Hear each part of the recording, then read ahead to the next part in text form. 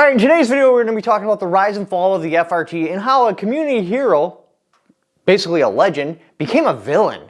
So in the world of firearms, we often walk a tightrope, basically going on innovation and design versus the ATF's legality. That's just the way the NFA was written. I mean, really when you boil it down, the NFA was there to stop innovation. It was to freeze firearms where they are.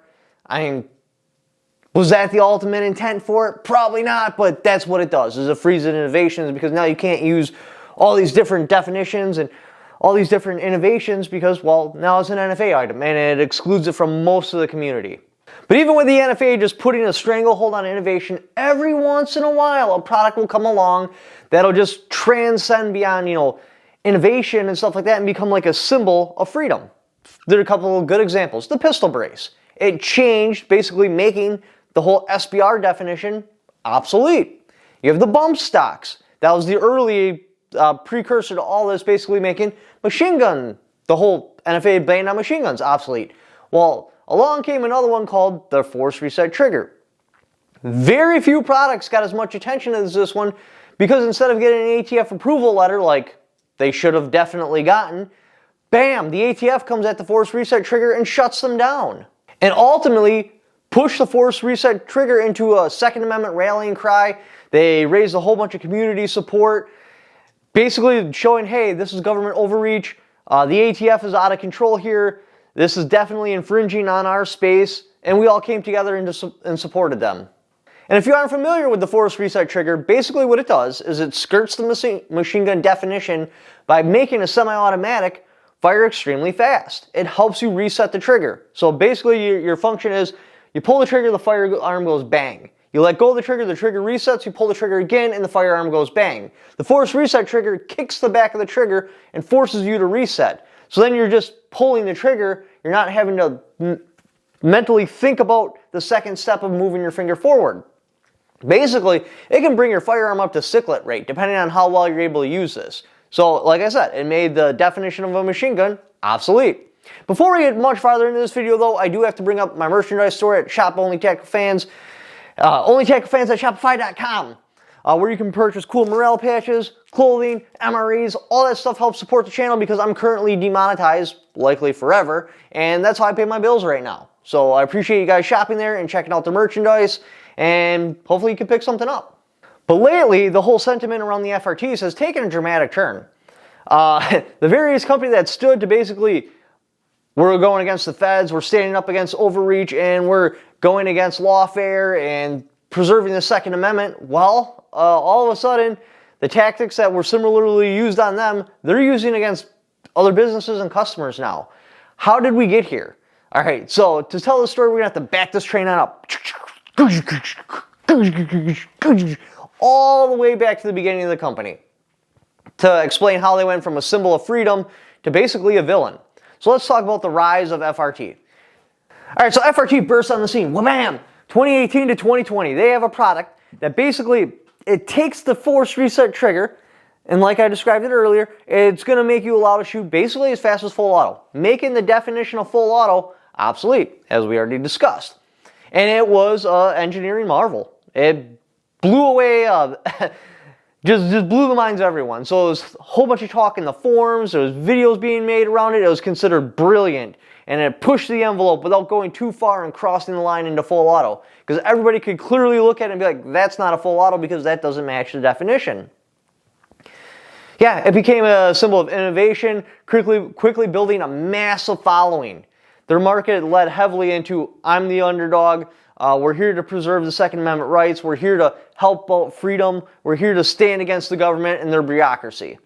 And then along came the ATF. Wha-bam! 2020 to 2021. And it was seen as a direct violation against the Second Amendment. As the ATF being an overreaching government, going against rare breed, they served them a cease and desist letter, which would have been pretty nice if I would have got one of those. No, they took me straight to prison, but they got a cease and desist letter saying that their product's a legal machine gun and they basically needed to stop doing what they're going to do. Well, rare breed didn't buckle to it. They stood tall, putting their own freedom and company and everything at a risk. Because remember, they're still at a cease and desist letter. They haven't been indicted. They're not facing prison time or anything yet. The ATF's just like, hey, you guys are selling illegal machine guns, you need to stop. And they didn't. They just kept going. Now, I disagreed with their choice to keep selling to consumers. I think they should have raised legal funds a different way, because if this case would have went different and Kamala Harris would have won and the ATF would have been told to stranglehold even more and their shit did get labeled as a machine gun, well, the ATF could have been like, all these people who bought it after it was common knowledge that this is a machine gun, now you're all going to prison because you knowingly bought a machine gun. So that's why I disagreed with them back then. That was the only reason. Other than that, I totally supported their fight. I believe they were pioneers standing up against the ATF. I believed in what they were doing, and all of us did. We all got behind them. They had a pile of support. Just a massive outcrying of support. Funds, hearts and minds going out there. Like, everybody's just making videos like, hey, these guys are the heroes. Look at what they're doing. And then there was the turn. While Rare Breed was in this litigation and fight, the lawsuit started coming. Bam. So that happened in 2022 to earlier 2023. It was a little bit low-key at first, the lawsuits. You know, basically just going after different companies. They wound up putting a cease and desist on this one guy that was, I forget the whole, because remember, I was going through an indictment at this time, so I'm trying to bring back my memory of this, but it was a guy who put the Rare Breed trigger, basically a 3D printed file out so anybody could go and print it, and they went against him and had the file taken down. It was pretty wild, but people were still accepting it because they were still fighting the ATF at this point.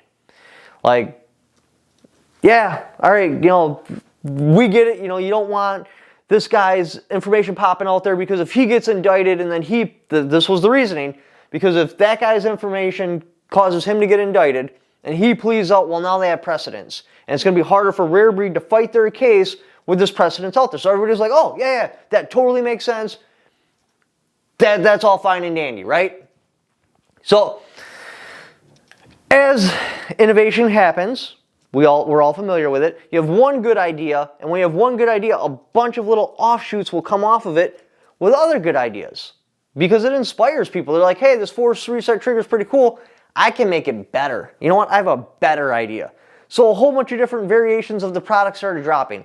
Some just did minor tweaks to the design. Some was a completely different new design altogether. And all of a sudden, bam, cease and desist, cease and desist, cease and desist. Rare Breed's starting to go after crushing the innovation. And that's where people are starting to be like, I'm just not feeling comfortable with your lawsuits. But you know what? You're still fighting the government. So we're going to give you a pass. Like, we understand you're under a lot of pressure and you might not be thinking clearly. And they started going after small businesses. Some of even their customers, just hitting them with claims of patent infringement. And it was pretty wild. On various trigger designs, the big one that this basically, like, the fulcrum point for everyone was basically the super safety. Because anyone can look at it and be like, that's not a Rare Breed trigger. It has very little in common with the Rare Breed trigger. How are you going to put a cease and desist on that? And he put his information into open source. Anyway, another striking thing about the lawsuits are the sheer volume, because they were just flowing out. And a lot of them say things like upon information and briefly and stuff like that. It's hard to quantify, but the point is, the way the lawsuits are written, it kind of seems like they're written in a way where it's like, we're guessing. We don't have actual evidence, we're just guessing and we're assuming. So basically, the underdog that was fighting the government, you know, being the whole David and the whole David-Goliath fight, is now starting to really look like they are the Goliath. Fighting a whole bunch of little Davids. Yeah, they're not fighting the Goliath of the ATF anymore, and you know what? That's great. We're glad you won. We all support that. But going after these little companies now, you're starting to look like you're using lawfare. You're starting to look like you're, like I said, the David. Or you were the David, and now you're starting to look like the Goliath. Most recently, perhaps, the explosion development was the Tim Hoffman and Tim Hoffman's Tactical. Again, he put out 3D printed files, and they're saying that because the open source design is out there, Rare Breed filed a temporary restraining order against that, claiming that the harm and the damage can't be tracked now because there's just people just printing out their design left and right, which it isn't. It's the super safety. So that's not cool at all, because now we're talking about open source problems. All right, so this is the situation where it hits a breaking point, like a big breaking point, like so that they were slowly losing audience, hemorrhaging followers, and now we're at like where they just slam into the wall. The breaking point is, for a long time, the whole 3D printed community, like their sentiment was, you can't stop the source. And the whole idea is, once something goes into open source information, the files are all shared, no one can stop these because they can go anywhere. Well, Rarebreed's putting that theory to the test right now. And if they are actually able to use a court system to stop an open source file, it can change the face of 3D printing forever. Because now the court's going to have to rule in like, okay, this information itself is illegal because it's in patent infringement, right? So if the information itself is illegal, yeah, you can still share it to someone, but now you got transmitting illegal information. And the whole point is, if they can get a precedent set here, well, now the government can be like, hey, so machine gun files, that's an illegal machine gun you're transferring. It's not just information, that's an actual illegal machine gun you're transferring. Or 3D printed firearm file, that's an actual firearm you're transferring. That needs to be serialized. There needs to be a 4473 every time that information goes out. You see where this becomes a problem? Yeah, the whole can't stop the signal thing, you can't really stop the file, but now you can criminalize the files. You can make it so if you get caught with those files, believe me, I sat in prison and they definitely go through 3D printing, or they definitely already have the network in place to go after 3D printing, as they do with CP. I'm not actually going to say the words on here. You can look it up. What do people go to prison for CP for? And I'll tell you exactly what it is. The point is, what they'll do is they'll set up little stings, and they'll have like WinMX or an open sharing site, and they'll have a contraband file there. It'll just be a movie or something like that. When you download that movie, that gave them reasonable cause to go in these people's computers. And then they just data mine the whole entire computer and dig through all their information and look for illegal things.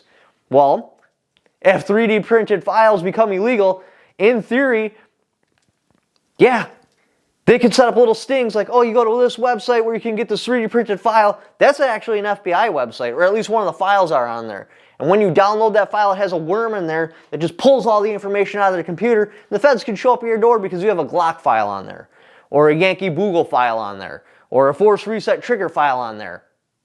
And that's what Rarebreed's testing right now. Is it possible to regulate and control open source information? And like I said, that's where they hit the wall. That's the big problem here.